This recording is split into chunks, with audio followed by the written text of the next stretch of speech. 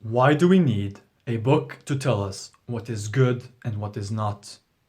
After all, most of us know what is morally right and what is morally wrong, don't we? Here is the problem. Yes, we know what is morally wrong and what is morally right if we are healthy spiritually to an extent. The problem arises when it comes time to actually put in practice our ability to be those perfect judges of what is right and what is wrong. Yes, of course, we might stay away from what is obviously wrong, but no matter how objective we may think we are unable to detach from what we are, and therefore a conflict arises. The man will only truly be able to see things from his perspective, and the woman from hers. The business owner will only truly be able to see things from his perspective, and the employee from his. The ruling class will only truly be able to see things from their perspective, and the ruled from theirs. Even within ourselves, there is a conflict. Our body wants what it wants, and our soul wants what it wants. The thing is that as much as we can try to be completely fair, it is not possible. It only becomes possible if a completely objective judge is the one judging. That is why Allah is the one who makes the rules. Every villain is the hero in his own mind. If it was up to the king or ruling class, we would all be slaves, as evident by the many tyrannical kings and dictators throughout history, and the collectivist government forms, such as communism, socialism, or rather, Marxism in theory and propaganda, and Leninism and Fabianism in action, fascism, etc., throughout time. And if it was up to the people, free of any leadership, there would be little order. Additionally, those who claim that they would have rationally came to those same laws are only conjecturing, as the law was already sent down to the First Nations. The laws that seem so obvious to us today are only so due to hindsight. What is the origin of government? How do governments operate? Do we even need a government? Trust is the basis for leadership in a just and free community. The leaders are to fulfill certain duties entrusted upon them by Allah and their community, and the community are to fulfill certain duties entrusted upon them as a community. Additionally, each member of the community, whether in the leadership role or not, have been entrusted by Allah to fulfill their own duties as individuals. Trust is not to be broken in order to succeed. The leadership is meant to be acting on behalf and for the benefit of the community, and in the benefit of themselves as part of that community. The leadership position does not grant one superiority or separation from the rest of the community, but rather only different responsibilities. Governments are a corrupted version of the leadership position. The original model holds that the position of leadership is to ensure that a community upholds certain laws in order that they may prosper, with a key distinction.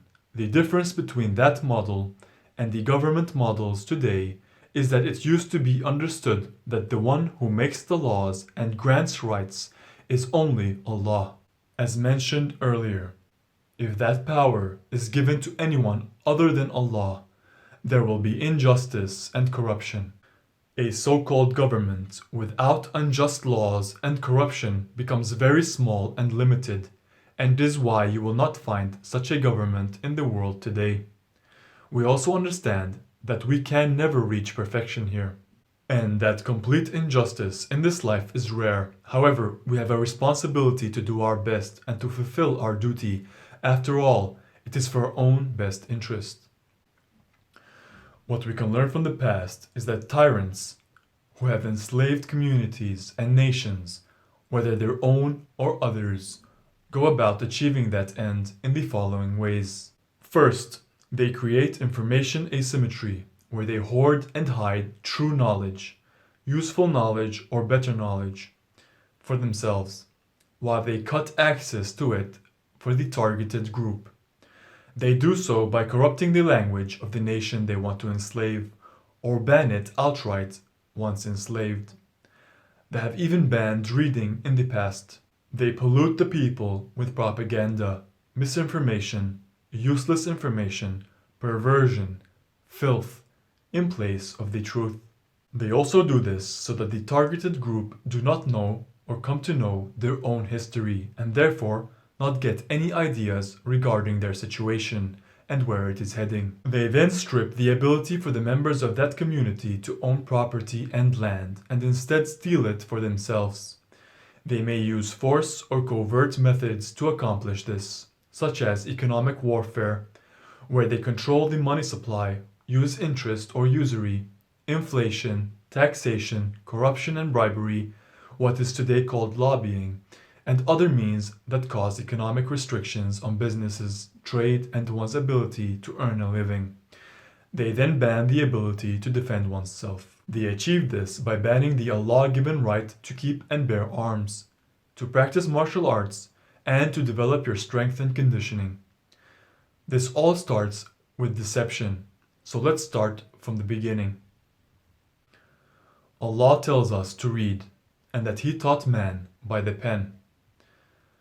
This is so that man can be free in this life and in the next, and not be enslaved by means of deception. He sent down the previous scriptures and the law in order to guide us. The previous scriptures were altered due to the first step mentioned earlier. The Quran being the newest and final revelation has not been, however. But many attempts have been made to corrupt it. And outside of altering the actual Quran itself, the word meanings, translations, and interpretations have been corrupted. The Quran and the law are preserved in a pure Arabic tongue. The terms and definitions found in it are defined within itself, and from the language it was written in, namely classical Arabic and not modern Fusha Arabic or external literature such as the Hadith, Talmud, past scriptures, etc. It is understood that all translations of the Arabic Quran are only interpretations. If you want more detail and information on the matter, then read my earlier books such as Language of the Law and the Letters, which you can find for free.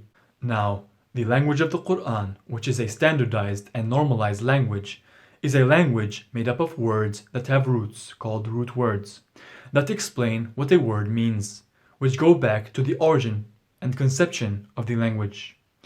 In addition, those root words can also have parent root words that also further explain what a word means. That is not all. Those parent root words, as well as any root word, have root letters that also further explain what a word means. In this fashion, it becomes quite hard to corrupt classical Arabic. That is why it is the optimal language to use for law.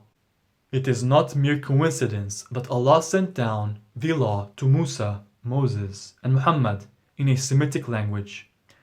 However, despite all of this, some Quranic word meaning have been altered as well as wrongly translated, again due to not adhering to the rules of only using the language of the Quran, which is the classical Arabic used at the time of revelation, i.e. classical Arabic, i.e. Arabic. Term definitions are instead inserted from other Arabic, Persian and pagan influenced external sources.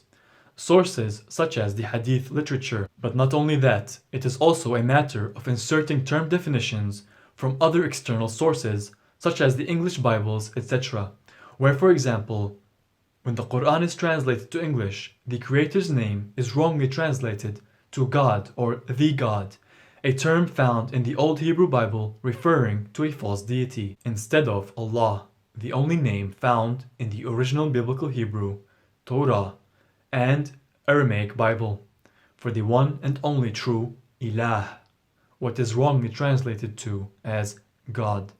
Therefore, the Arabic Quran is the only version of the Quran that is to be used for law and term definitions, and classical Arabic the language of the Quran. and more specifically, the Qur'ans that conform to the Uthmanic consonantal Quranic text.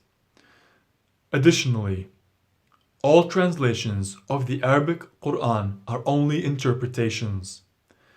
We must read the Qur'an for ourselves and take into consideration the intended meaning of the ayat and their context without middlemen. This will also mean that if you are reading most translations, you may want to avoid all annotations and most parentheses, as well as certain inserted erroneous definitions such as Salah to mean 5 daily ritual prayers, etc. Therefore, always compare the translation to the actual Arabic text and look up the root word meaning, as you would for the Torah or Bible. Most importantly, though, is that we must be sincere and desire the truth, no matter the cost, in order that we may receive guidance.